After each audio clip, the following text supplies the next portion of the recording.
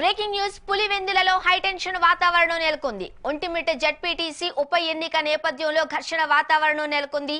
ఇక ఎన్నికలకు సంబంధించి టీడీపీ వాళ్ళు సజావుగా సాగనివ్వడం లేదు అంటూ వైసీపీ ఆరోపిస్తుంటే అధికారులకు సహకరించడం లేదు అంటూ ఇటు టీడీపీ కూడా ఆరోపిస్తున్న నేపథ్యంలో ఇక ఎంపీ అవినాష్ రెడ్డిని బలవంతంగా పోలీసులు అరెస్టు చేయడం జరిగింది. దీంతో వెంటనే ఎలక్షన్ కమిషన్ ఎదుట వైసీపీ ధర్నాకు దిగడం కూడా మనం చూస్తున్నాం.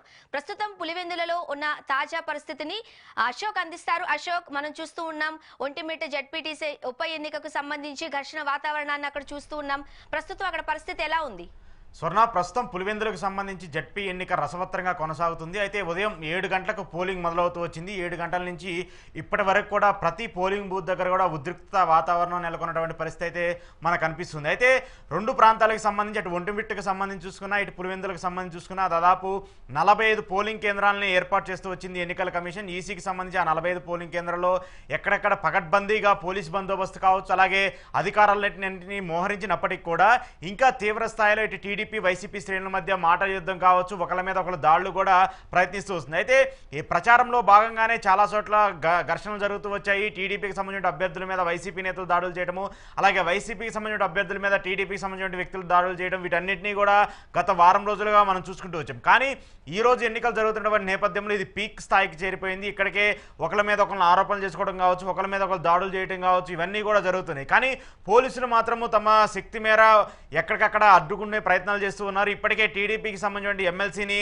ముందుగానే హౌస్ అరెస్ట్ చేస్తూ వచ్చారు. ఆ తర్వాత వైసీపీకి సంబంధించి ప్రస్తుతం కడప ఎంపీగా ఉన్నటువంటి అవినాష్ రెడ్డిని కూడా హౌస్ అరెస్ట్ చేస్తూ వచ్చారు. ఆ తర్వాత ఆయన హౌస్ అరెస్ట్ చేయడం ఏంటంటూ కూడా వైసీపీ శ్రేణులందరూ కూడా ఆయన ఇంటి మీద దగ్గరంతా కూడా గందరగోళం చేసినటువంటి నేపథ్యంలో అవినాష్ రెడ్డిని అక్కడి నుంచి మరొక ప్రదేశానికి తరలించినటువంటి పరిస్థితిని కూడా మనం చూస్తూ వచ్చాం. ఆ తర్వాత వైసీపీకి సంబంధించి పులివెందులకు సంబంధించి కీలక నేతగా ఉన్నటువంటి సతీష్ రెడ్డిని కూడా హౌస్ అరెస్ట్ చేస్తూ వచ్చారు పోలీసులు. ఎందుకంటే వీళ్ళందరూ కూడా అక్కడ కీలక నేతలుగా ఉంటూ వచ్చారు. అటు టీడీపీకి సంబంధించి నేతలు కావచ్చు, ఇటు వైసీపీకి సంబంధించిన నేతలు కావచ్చు, వీళ్ళు బయటకు వచ్చి పోలింగ్ బూత్ల దగ్గర నిలబడి ఓట్లు వేయాలని చెప్పేసి అభ్యర్థించినా, లేదంటే బయటకు వచ్చి వాళ్ళు తిరుగుతున్నా కూడా అక్కడ ఉద్రిక్త వాతావరణం నెలకొనే పరిస్థితులు ఉంటాయి. అక్కడ కొంత ఇబ్బందికర పరిస్థితులు ఉంటాయి. కాబట్టి అలాంటి పరిస్థితులు రాకుండా ముందుగానే నేతలందరినీ కూడా హౌస్ అరెస్ట్ చేసినటువంటి పరిస్థితులు కూడా కనిపిస్తున్నాయి. అయితే ఇక్కడ టీడీపీ శ్రేణులు కావచ్చు, వైసీపీ శ్రేణులు కావచ్చు పెద్ద ఎత్తున ఆరోపిస్తున్నటువంటి అంశాలు ఏంటంటే, టీడీపీ వాళ్ళేమో వైసీపీ వాళ్ళ మీద ఆరోపణలు చేస్తున్నారు.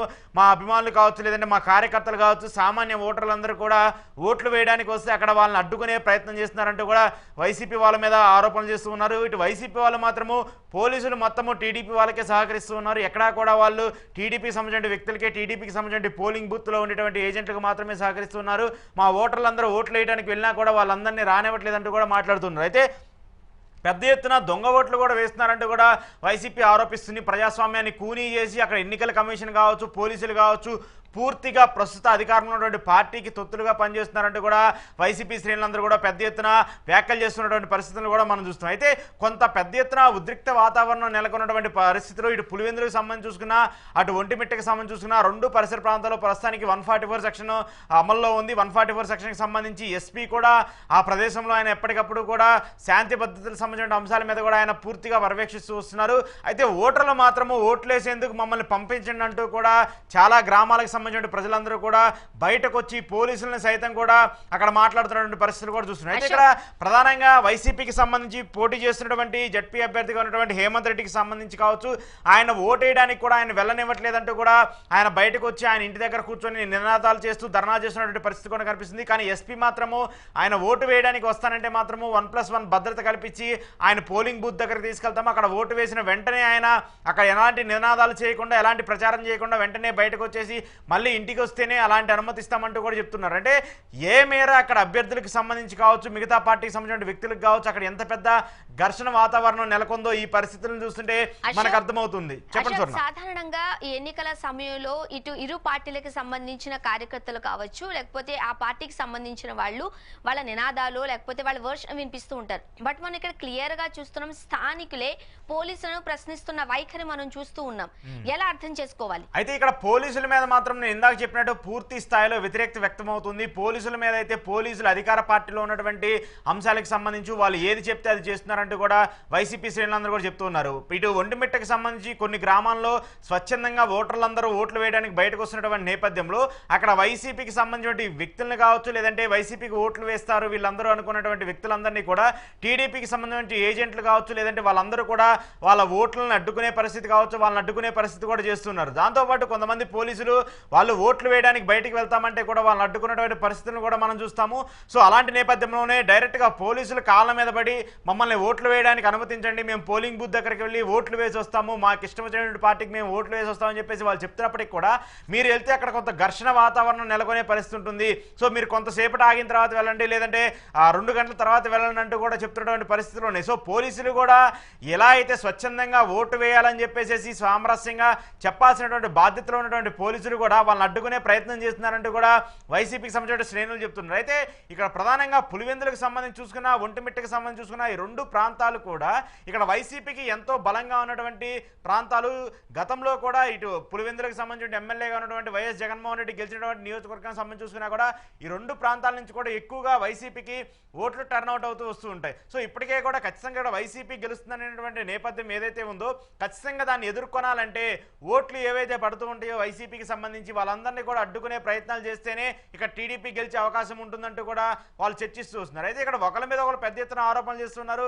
ఎన్నికలకు సంబంధించి వైసీపీ నేతలు ఇన్ని డబ్బులు పంచుతున్నారు, టీడీపీ నేతలు ఇంత పంచుతున్నారని చెప్పేసి కూడా ఒకరి మీద ఒకరు తీవ్ర స్థాయిలో ఆరోపణ జరుగుతున్న నేపథ్యంలో 100 కోట్లు లేదంటే ఇక్కడ ఒక ఓటుకి 20 నుంచి 30 వేలు కూడా ఇస్తున్నారని చెప్పేసినటువంటి ఆరోపణలు ఏదైతే జరుగుతున్నాయో ఇంత పెద్ద ఎత్తున చర్చ జరుగుతున్నటువంటి నేపథ్యంలో ఎంత ప్రతిష్టాత్మకంగా ఇటు పులివెందులకు సంబంధించిన జడ్పీ ఉప ఎన్నికను ఇటు 2 పార్టీలు తీసుకున్నాయనేది కూడా మనకు అర్థమవుతుంది. అయితే అనూహ్యంగా మొన్నటిదాకా ఇక్కడ అభ్యర్థిగా ఎవరుంటారు అనేటువంటి ఒక చర్చ జరిగినటువంటి నేపథ్యంలో అక్కడ పులివెందులకు సంబంధించి టీడీపీ ఇన్ఛార్జిగా ఉన్నటువంటి బీటెక్ రవి సతీమణి లతారెడ్డి కూడా ఈమె అభ్యర్థిగా బరిలో ఉన్నారు ఇక్కడ జడ్పీ ఎన్నికకి సంబంధించి. సో ఇటు వైసీపీకి సంబంధించి హేమంత్ రెడ్డి కావచ్చు, ఇటు టీడీపీకి సంబంధించి కావచ్చు లతారెడ్డి కావచ్చు, వీళ్ళిద్దరు కూడా బరిలో దిగినటువంటి నేపథ్యంలో ఇక్కడ ఎన్నిక అనివార్యంగా మానంది. చాలా గట్టిగా ఒకరి మీద ఒకరు పోటీ కూడా ఇస్తూ ఉన్నారు.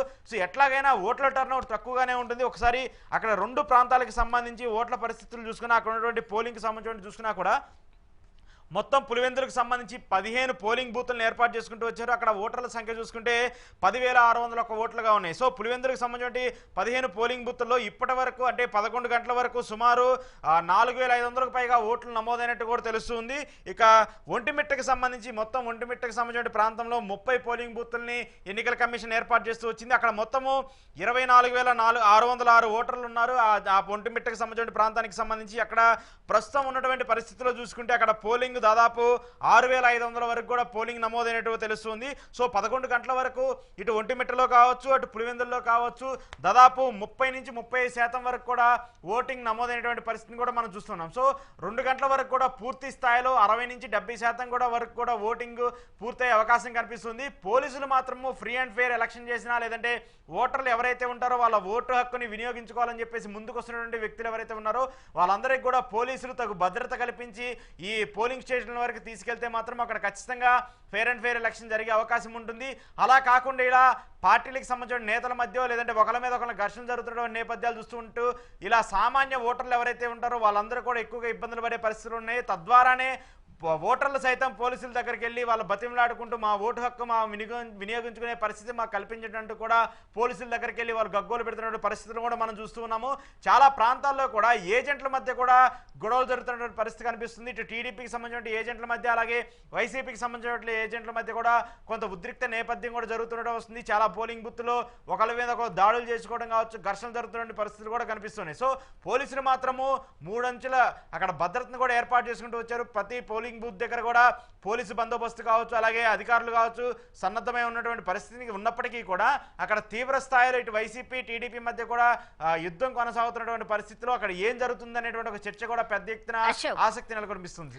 ప్రస్తుతానికి ఈ ఎన్నికలకి సంబంధించి లేదా ఉప ఎన్నికలకి సంబంధించి ఈసీ పనితీరుకు బట్టి మనం దేశవ్యాప్తంగా విమర్శలు వెల్లువెత్తుతున్న నేపథ్యం మనం చూస్తూ ఉన్నాం. ఇప్పటికే రాహుల్ గాంధీ గారు ప్రెస్ తో మాట్లాడుతున్నారు ఇదే ఎన్నికలకు సంబంధించి ఈసీ పనితీరుకు సంబంధించి. అయినప్పటికీ అయినప్పటికీ కూడా ఆంధ్రప్రదేశ్లో జరుగుతున్న ఈ పులివెందుల అనేది వైసీపీకి ఎంత కంచుకోటగా ఉందో ఆ కంచుకోటను కూలదోయడానికి టీడీపీ కూడా అంతే గట్టిగా ప్రయత్నిస్తున్న నేపథ్యంలో అందరూ ఎక్స్పెక్ట్ చేసిందే ఖచ్చితంగా అక్కడ ఒక లాంటి ఘర్షణ వాతావరణమో లేకపోతే హైటెన్షన్ వాతావరణం నెలకొంటుంది అని.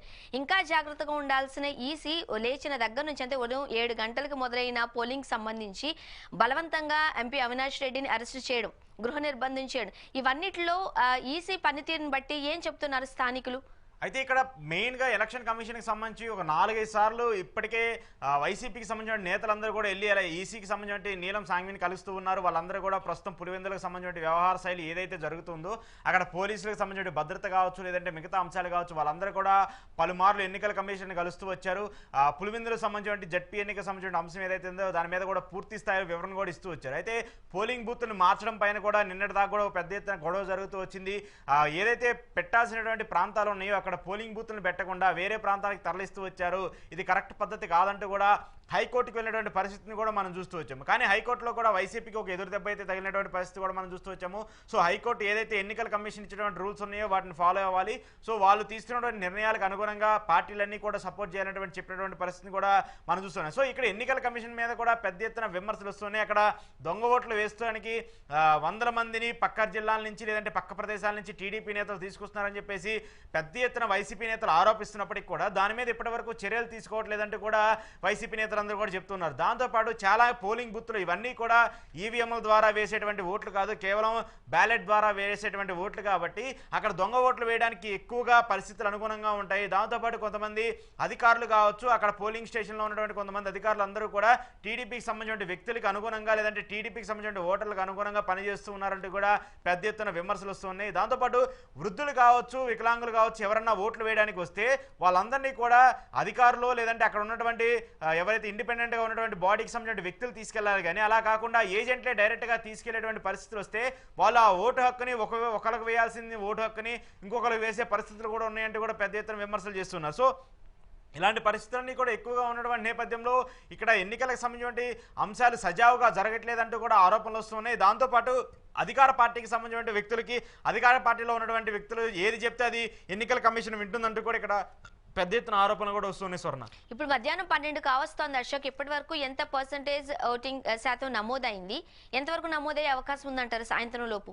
సో ప్రస్తుతం అయితే మాత్రం ఇప్పుడు దాదాపు 12 అవుతుంది, 12 గంటలు దాటిపోతున్నటువంటి నేపథ్యంలో ఇటు ఒంటిమిట్టకి సంబంధించి చూసుకున్నా పులివెందులకు సంబంధించి చూసుకున్నా రెండు ప్రాంతాలు కలిపి దగ్గరగా 40% వరకు ఓటింగ్ పూర్తయిందంటూ కూడా చెప్తూ ఉన్నాయి. కానీ ఎన్నికల వెబ్సైట్ నుంచి అధికారికంగా ఇంకా రావాల్సి ఉంది. సో ఈ 40% ఓటింగ్ పూర్తవుతూ వచ్చింది. అది కూడా ఇంత పెద్ద ఘర్షణ నేపథ్యం జరుగుతూ ఉన్నటువంటి నేపథ్యంలో 40% ఓట్లు వేసేందుకు కూడా ప్రజలందరూ బయటకు వచ్చారంటే అక్కడ ఏ మేర ప్రజలు ఓట్లు వేయడానికి సిద్ధంగా ఉన్నారనేది కూడా మనకు అర్థమవుతుంది. సాయంత్రం 4 గంటల వరకు చూసుకుంటే దాదాపు 70 నుంచి 80% వరకు పోలింగ్ నమోదయ్యే అవకాశం కూడా కనిపిస్తుంది. కానీ వాళ్ళందరూ ఓట్లు వేయడానికి సిద్ధంగా ఉన్నా కూడా ఇక్కడ అధికార యంత్రాంగం కావచ్చు, అక్కడ జరుగుతున్నటువంటి ఘర్షణ నేపథ్యంలో కావచ్చు, లేదంటే అక్కడ జరుగుతున్నటువంటి ఇబ్బందులు కావచ్చు, వీటన్నిటి వల్ల ఓటర్లందరూ బయటికి వెళ్ళి స్వచ్ఛందంగా ఓటు వేయాలంటే కూడా భయపడే పరిస్థితులు కనిపిస్తున్నాయి. సో వీటన్నిటిని పక్కన పెట్టేసి పోలీసులు పూర్తి స్థాయిలో భద్రత కల్పించి ఓటర్లందరికీ ధైర్యాన్ని కల్పించి వాళ్ళు ఎలాగైతే తమ ఓటు హక్కును వినియోగించుకోవాలని చెప్పి చెప్తూ ఉన్నారో తమ ఓటు హక్కును వినియోగించుకోవాలంటే అక్కడ శాంతి భద్రతలన్నింటినీ కూడా